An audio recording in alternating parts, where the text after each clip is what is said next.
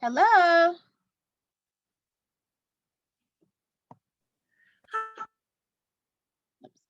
Hi. It's not quite 4:30, so I'm going to wait a few minutes. And Jonathan's not back yet. I don't know if he'll get here or not. So, did you have any specific questions, or were you just hopping on to see what we were doing? I was gonna hop on and see what was, listen in. I have old storm windows that I'm wondering if I shouldn't, I wanted to see. I just started following and I listened to a podcast the other day, which was very interesting, that you did with a gentleman in Chester County. And of course, The window building, he's a window restoration building preservation services. Yeah. He's great. Yeah. So, but yeah, no, I started follow, like, I don't know. I don't even remember how I found you, to begin with. That happens. Yes. I'm so glad I did. So, but yeah, so, because there seems to be so few resources. Yeah. And we try to make education and, an important part of what we do, because there's a lot of information out there, but it's not all good. And there is more than one way to do something, but some ways make me pull my hair out. Me too. Yeah. I mean, I even work for a new home builder, but I love old homes. So I nothing but old homes. So, I always try to keep things the way they are.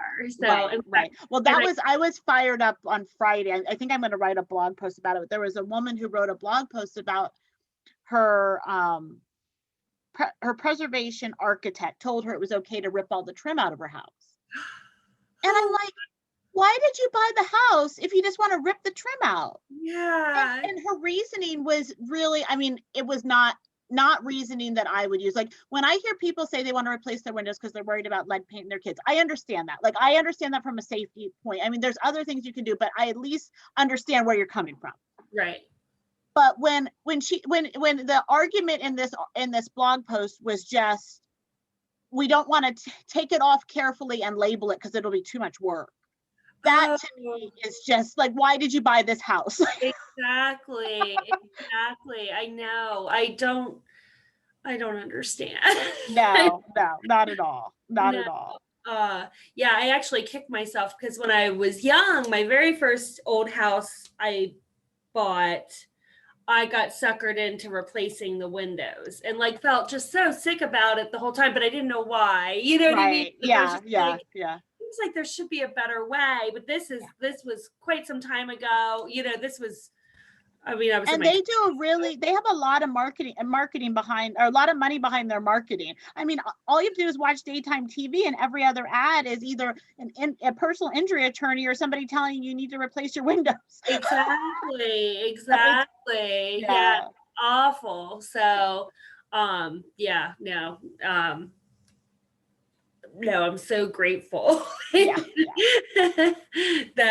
you guys do a lot of, education and show that, I'm not like the only one going. Yeah, I think that's what has really, the internet has helped people to not feel like they're the only one.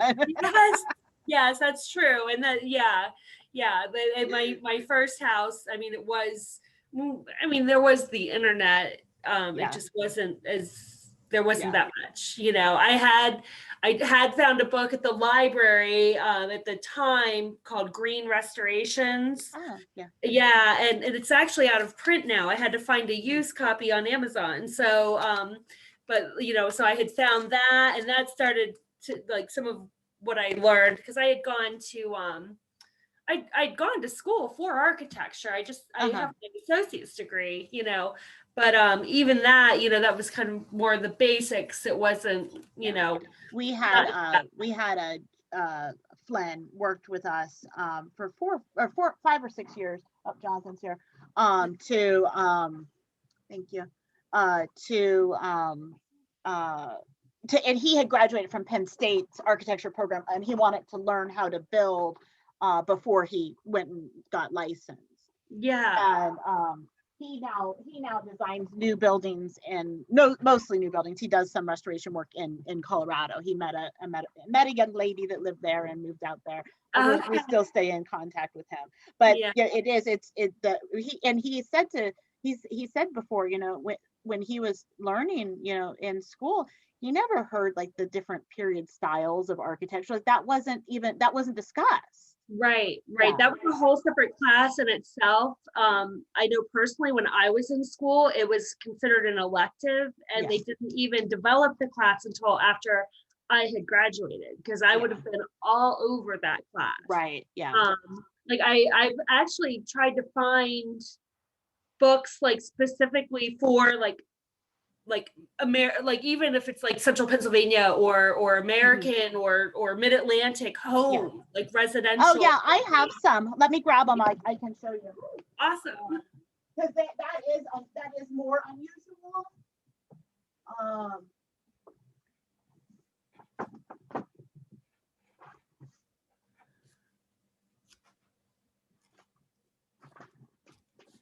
Yeah, most of the architecture books do tend to be based on, you know, bigger buildings. This is one of my favorites. It's Where We Lived. Okay. And there's some interesting, and this is like colonial into early 1800s. There's Everyday Architecture, the Mid-Atlantic. Okay. Yeah. And then this one is interesting. It has like floor plan layouts and things. It's a little bit academic. The domestic architecture. Yeah. Oh, I like when they have the floor plan. So, yeah, they do. Well, and I've gone to them and before, and like when people ask, like, would this be typical? And I, you know, show them, oh yeah, it's very possible that it was, you know, like because sometimes people are convinced that that's not how the house was. Yeah, I know. I love that. Yeah. Oh, this one's good. I thought I got one other one.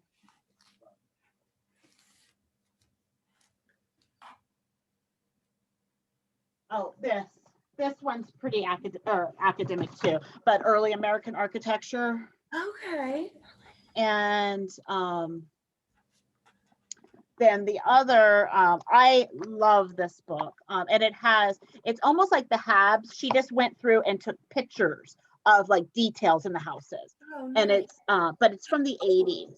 Yeah, and for Pennsylvania specifically, because for Pennsylvania specifically. Yeah. And she has since passed away, because I was flipping through it looking for something for somebody, and I'm like, I should have her on the podcast. And then I Googled her and she had passed away. I'm like, oh. How disappointing. But there's several, because this is a local-ish publisher. So there's several that she's done. Oh, nice. Yeah. So yeah, that'll get you started on that way. Yeah, because I need more books, especially the one with the floor plans. Because I know when I walk into other houses, I'm like, something doesn't quite seem right. So and then, but we can talk to you about storm windows. I mean, that's why we come on. We just pop on to answer people's questions, and then if nobody comes on, we figure out something to talk about. Yeah. So you have storm windows on now? I have. And they're exterior. Yeah, I think they're from the 50s. Like if you look at like the logo, you know, and the way they're built, and I use them. Like I actually, you know, close them. You use your windows, I use my windows. But that was going to be my next question, actually, because that's an important, Yeah, I actually use my windows, and my mom comes to visit from Arizona well, not this past year, obviously with COVID, but she gets sucked into those Anderson windows replacement. I'm like, no, we're not doing it. And so I was like, I will look into new storm windows. Right. There's a company manufacturing in Lancaster that we really like. Okay. It's Quanta Panels is the name of the website, I believe. Okay. They sell low profile, I think they call them double track, because the top panel doesn't move. The screen will go up, or the bottom panel will go up and down, but the top panel stays in place. So they Okay. call it a double track. Okay. They use low E glass in those. Okay. So they're really like, they help with like the solar gain in the winter, but they keep the sun out in the Yes. summer. Yeah. We use the same glass on a single pane restoration in Hershey. We had to buy the same glass, and actually we just needed a small amount for our mock-up, and I went over and bought it from them. Oh, nice. Okay. So they're really great to work with. We've had issues with other storm windows fitting properly, because they're all a little bit, all the openings are a little bit off. We haven't ever had any problems with theirs. You just have to remember when you're measuring so that the common rail meets. Okay. And where you want the common rail of the storm window and the common rail of your window to match, so it doesn't visually. Yeah. Right. You just need to. I've got the. Yeah. They didn't match it there. I believe they want the measurement from the top, or we did it from the top and they want it from the bottom. It's on the website how they want the measurement. Okay. As long as you follow that, you'll be okay. And Yeah. they're really easy. They're really easy to work with. Oh, that's awesome. Okay. And they can do custom colors. So if you have a special color on the outside or anything, they can match colors. They have a bunch of different colors. All the frames are powder coated. Oh, nice. Okay. Yeah. I told her, like, this is what we'll do. We'll do this. We're not. And they're not terribly expensive. And if you install them yourself, it's not hard to install. Right. It's just time. And I love that they're made in Lancaster. Like, that's awesome. That's that's super cool. And I'm trying to think, there's a couple other exterior storm companies that people use. People really like Monterey. We've never used them. And then there's interior storm options too. But if you use your windows, I say go for an exterior storm. It's just so much easier. Yeah. And that's what I have now. I like them that way. Yeah. And one of the benefits, I mean, it detracts a little bit from the original appearance, but it's not something that can't be undone. So that doesn't bother me that much. Okay. But they protect the windows too. So it's less maintenance on your windows. Yeah, exactly. Yeah. No, I appreciate that. Yeah, I have some of the storm windows too are getting where they're like kind of wonky. You know what I mean? That's how ours are too. We need to get new storm windows too. Yeah. It's like we are like the cobbler's the cobbler's children though. I sometimes like don't want people to come to my house because I know everything you're supposed to do, but it doesn't happen here. Oh no, I understand completely. I understand how that works completely. Yes. Yep, I know. I talk to people all day long about their new homes as I like it, but I'm in my old home and this is where I'm staying. Yes. and that's okay. And I think that there are some people that just would be miserable in an old home, and I don't want them to move into them and tear them apart. So exactly. No, that exactly right. Yeah, I was looking.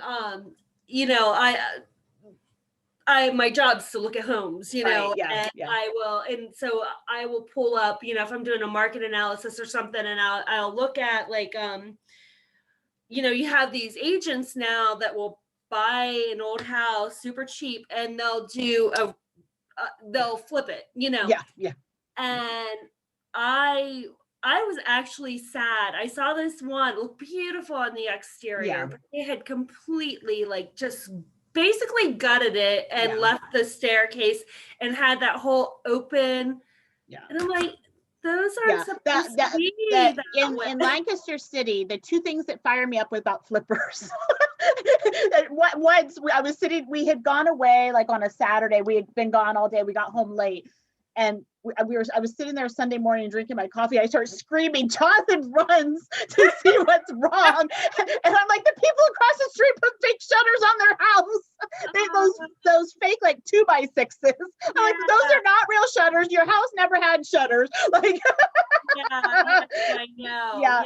And then also the other thing, and we've seen bad outcomes from this, is like pulling the plaster off to expose the brick. Those brick were never meant to be exposed. And then you get crumbly brick all through your house, and then you're like, oh, my brick wall's bad. No, your brick wall isn't bad. It's just not working the way it's supposed to. Exactly. Oh, I know. When I see people power washing brick, that drives me crazy too, because what you'll do, those mortar joints, set up for like water infiltration, like down through behind where you need that space. Oh yeah. Yeah. I get fired up. and then Jonathan gets a phone call, and it's not like anything he ever did. Yeah. I feel your pain. I have neighbors 2 doors down. They had the like somebody back in probably the 50s had put aluminum siding on the house. Yeah. And then they at one point put an addition on, but they did it the right way, where it wasn't like a monster on their old house. They did it like set back, and so you can tell it looked presentable. Yeah, you know what I mean. Well, they decided that they wanted the siding to match, so they got new siding put on the old house to match the new part of the house. Well, they weren't home during the day when the guys were pulling their old siding off. Had the most beautiful like woodwork. Oh my goodness! And it was all covered up. They didn't even know was there. Yeah. I mean, they covered it back up with the vinyl. I was out there taking pictures of their house. My kids are like, Mom, the Donahues aren't even home. What are you doing? They need to know what's behind here. It's so beautiful when they don't. Yeah, that's it. And that's really, it's great that it's still there, because usually when synthetic siding gets put on, it's they cut, like they make everything, they want everything to be 90-degree angles. So everything's just, they cut everything off. We've worked on projects where they cut like even the cornice brackets and the ears on the windowsills. Yeah. They cut off the little parts on the So that's great that it was there. Yeah, it was there. Like I did not see if they actually, I had assumed they covered it up with vinyl. Yeah. But now that you say that, oh, a good thing I had to come back here and work. I might have had to take the rest I will, if I see sash out on the side of the road, because often that's just what the replacement window people will do, I'll stop and grab it just so we can reuse the glass. At least we're not throwing it away. Oh yeah. No, if I see old windows, like I have a stack of old windows. Do you? Yeah, just because I'm like, I can use them for something someday. You know? So, like they're too pretty. You can't throw that glass away. Like no. I walk in and people say, like, your glass is beautiful. And they just look at me like I'm weird. I'm like, it is. It really is. You can't do that. You can't get that again. Yeah. It's Same with like the woodwork. And then the even the old, like the floors. My mom had a fit when we bought this house because like they were kind of worn, and like of course with the windows they have sun damage, or not sun damage, but it's lighter in some spots. Yeah. It's not like a new plastic EVP floor. You know? It has life lived on it. You know? Yeah. And I'm like, no, that's what makes it pretty, you know. That Sylvan Brandt, they do architectural salvage and reclaimed flooring, and their tagline is the beauty of imperfection, something like that. Mm-hmm. And I'm like, that's really that's what attracts people to it's the character. It's not everything's the same. Right, exactly. Yeah, I know. I often said, I'm like, well, if I win the lottery, I'm gonna go and be an architectural salvage person. I'm going to be when I grow up. You know? I wanted to be a food historian a couple weeks ago, so we all have dreams. Yes. Yeah, it's like that's what I'm going to say. Not that I don't enjoy what we do, but I heard somebody talking about being a food historian. I'm like, why didn't I ever think of that? Yeah, well, that would be pretty cool too. Yeah. Oh my goodness. Yeah, Sylvan Brandt. I had heard of them. I've had to worked with them for something or looked at them. I might have been in touch with them because I work for new construction, so we do, we develop land, of Right, course. yeah. And so I think I might have had reached out to them to take down a barn or take down, yeah. or we had a house that had, and I'm like, which would be sad. Yes. It's a We tried struggle. it, like people, like we actually advertise it, like we're like, it's a free house, you just have to get it moved, which we Right. know is not cheap, but Right. At it least can it's be giving done. it an opportunity for Yeah, an old preservation. brick Yeah. farmhouse. Yeah, Yeah. I was so sad. I was like, oh, lottery, Yeah, and at least you're salvaging as much of the materials as you can, because that's, I mean, that's the next best thing Yeah, to yeah. preserving it. Yeah, exactly. But yeah, no, my main question was like, who you recommend for For the store windows. store windows, and if you guys, do you guys ever do like when I heard you on the podcast the other day, you guys were talking about the when you have to redo them, like when you have Like, to restore, when you restore windows, because I have one in my back bathroom that got took a little bit of a beating, and I can't open it right now. So do you guys ever have like I know it's weird with COVID right now, but do you ever have like a class or we do or, yeah. Okay. Yeah. So if you want to message me through Facebook, I'll add you to our mailing list, and then when we do stuff, you'll get notification. Okay, good. Yeah, Good. Yeah, yeah. I think I might be. Did you already sign up? Yeah, it just took me a while to finally get on one of these. Like, no, that's fine. As long as if you're on, then you'll get the notifications, and we always make sure we promote them too. So okay, awesome. Yeah. Well, thank you very much for coming on. I enjoy. We often get people coming on, but I enjoy having new people. Sometimes I feel like we have our fans, but then when we get new people, it's exciting. No, I'm excited. I'm just so grateful that I found you guys. And we try when our schedules are working, and we've been trying to get better with it so far this year, but every other Wednesday. So if you ever have a question and you just want to save it, and you can always shoot a message through Facebook too. People will often shoot me a message and say, hey, are you coming on this week? And I'll say, oh, sure. And then we'll just pop on and have a conversation. Yeah. I guess, how long is this? You know what? I am looking at those maintenance plans. Oh, yes. Yeah. That you all offer, because I almost feel like I could use an extra. Yeah, and until the 8th, we're running a special on them. I didn't know if you saw that. Yeah, they're 20% off until March 8th. Okay. I did see that. I'm having trouble figuring out which one would be the best fit.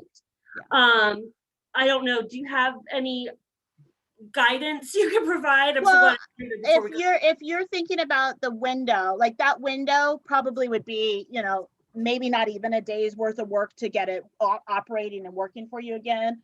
So then you could do the tier 2. Okay. I can always, if you wanted the energy audit portion, that's the only thing extra. I think there's another day's worth of labor in the tier 3. But when I come through, I always talk about I talk to you about things that you can do passively to increase your energy efficiency.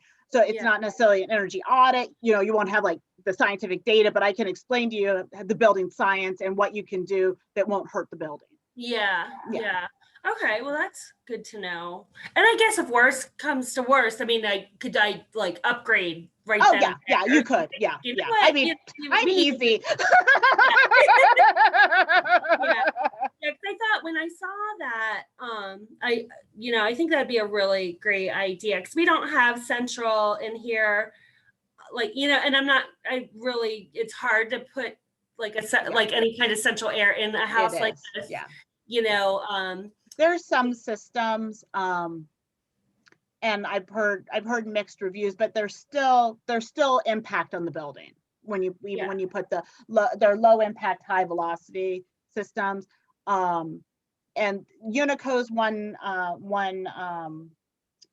manufacturer, and the other one Space Pack. Those are the two manufacturers. They probably have the least impact on the building. The other thing that's starting to get popular now are the mini splits, and those have been popular in Europe and Asia for years. Yeah. But I'm not a fan of heat pumps, just in general. Right. And so I don't, and that's a big impact on the wall in the room. So Yeah. that's that I don't necessarily recommend. I talk about options, but that wouldn't be an option I would recommend. Yeah. This house, my mom had them come out. She causes a lot of trouble in the summer when she comes to visit. And we brought our HVAC or our oil company, Hummelstown. I'm in Hummelstown. Yeah. Hummelstown Fuel Oil, brought them in to look at installing that. And well, first of all, it was cost prohibitive because the house is everything's walled off, Yeah. So it's a bunch they'd have to punch into the wall. And it was like, I want to say it was like $20,000. Oh, I can believe it. I have a friend that put it in a couple years ago, and that's about what hers was. And I was shocked because, I know what our labor is, and, they were in and out in like 3 days, and it was $20,000. I was like, whoa. Pretty nice paycheck for 3 days. You're in the wrong business. Tell them you want to go back to school now. No. And then I do have, we have the coolest little barn out in the middle back of our little lot here in town. So that would be maybe kind of cool for you. When we do that audit. So, all right, cool. All right, thank you. I'm so glad I usually would remember that last question, an hour from now after we're off of Zoom. Well, if you remember anything else, just reach out. And thank you so much for coming on. I enjoyed talking to you. Yeah, thank you for having me. And I will see you or talk to you soon, I'm sure. Yes. Okay, talk to you later. Have a great evening. You Bye. too. Bye-bye.